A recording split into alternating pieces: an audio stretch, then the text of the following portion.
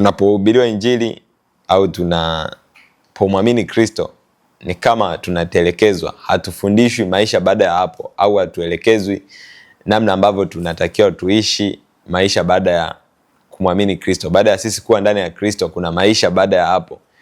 Maana tunapomwamini tu Kristo sio kwamba tunaondoka duniani, tunaendelea kuwepo duniani. Tunaendelea kuishi hapa duniani. Maana yake tunatakiwa tuendelee kuishi maisha fulani.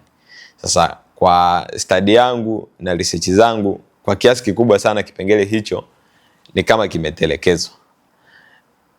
Kuna watu wanafanya lakini ni kwa kiasi kidogo, lakini ni kipengele ambacho ni cha muhimu sana kwenye maisha yetu.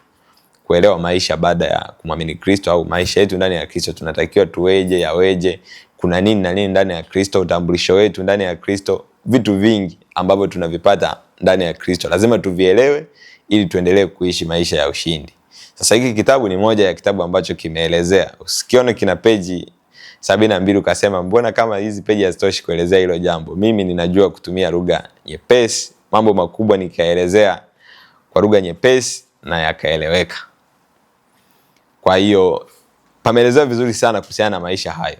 Utambulisho mpya, maisha hayo ndani ya Kristo yanakuaje, kuhusiana na dhambi, tunawezaje kushinda dhambi, kuna majaribu inakuaje, mtu anapojaribiwa anafanya nini, na vitu vingine vingi sana. Vyote vinapatikana kwenye kitabu hiki ambacho unakiona hapa, kinaitwa Ndani ya Kristo.